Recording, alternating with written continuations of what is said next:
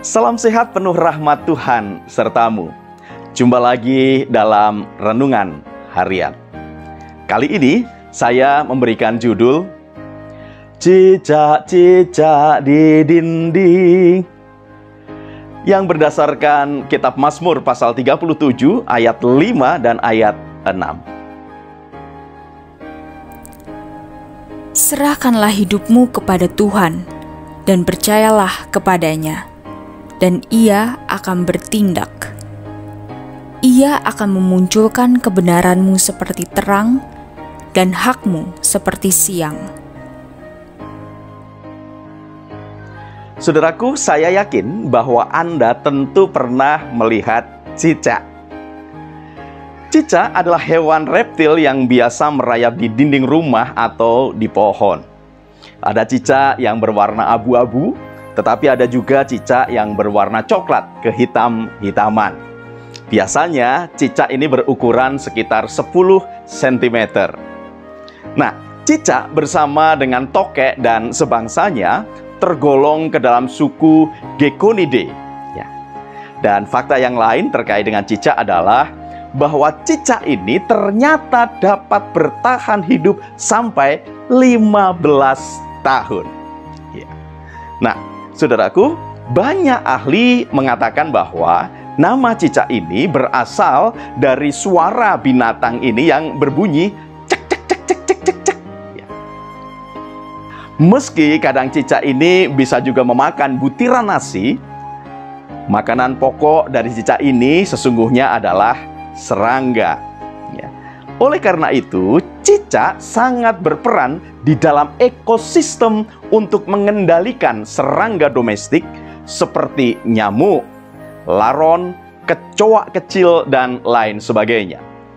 Meski demikian, kita harus tetap waspada karena tubuh cicak ini tidak bersih dan membawa berbagai macam kotoran dan bakteri yang bisa menimbulkan penyakit. Oleh karena itu, jika ada makanan atau minuman yang sudah terkontaminasi oleh cicak ini, maka sebaiknya tidak dikonsumsi lagi. Baik, kita lanjutkan. Agar cicak ini dapat bertahan hidup sampai 15 tahun, tentu ia harus berjuang untuk bertahan hidup. Selain ia harus mencari makan untuk dirinya, ia juga harus berupaya bertahan dari berbagai macam predator yang bisa memangsanya, seperti ayam, kucing, tokek, dan lain-lain. Oh ya, tadi saya mengatakan bahwa makanan pokok cicak ini adalah serangga, khususnya nyamuk. Saya pernah berpikir, bagaimana cara cicak ini memburu nyamuk yang memiliki sayap, sementara ia sendiri hanya merayap di dinding dan tidak bisa terbang.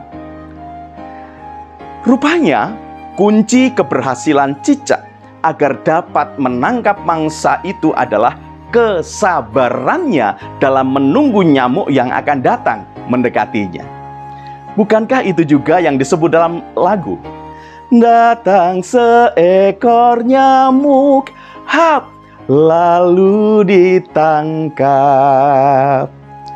Betul, cicak tidak mengeluh karena tidak punya sayap. Atau cicak berusaha belajar terbang agar bisa memburu nyamuk. Cicak mengasah kesabaran dalam menghadapi dan mengelola hidupnya. Cicak juga bisa membaca dan memanfaatkan kairos atau kesempatan, sehingga mampu menangkap mangsanya ini. Mungkin bila dahulu cicak lebih dikenal dibanding dengan burung pipit, bisa jadi Tuhan Yesus akan menjadikan cicak ini sebagai perumpamaan dalam mengajar para pendengarnya supaya tidak dikuasai oleh kekhawatiran. Di dalam kitab Mazmur, kita juga bisa membaca di sana bahwa pemazmur juga mengalami pergumulan yang cukup pelik. Di tengah-tengah persoalan dan tantangan kehidupan, pemazmur mengajar kita demikian.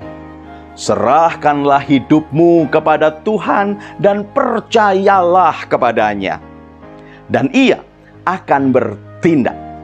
Ia akan memunculkan kebenaran-Mu seperti terang dan hak-Mu seperti siang.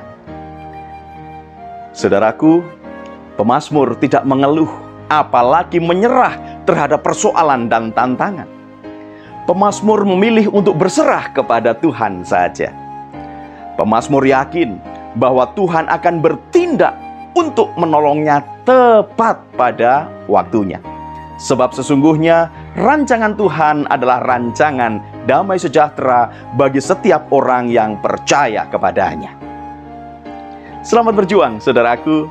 Tuhan Yesus memberkati. Salam, guru dan keluarga.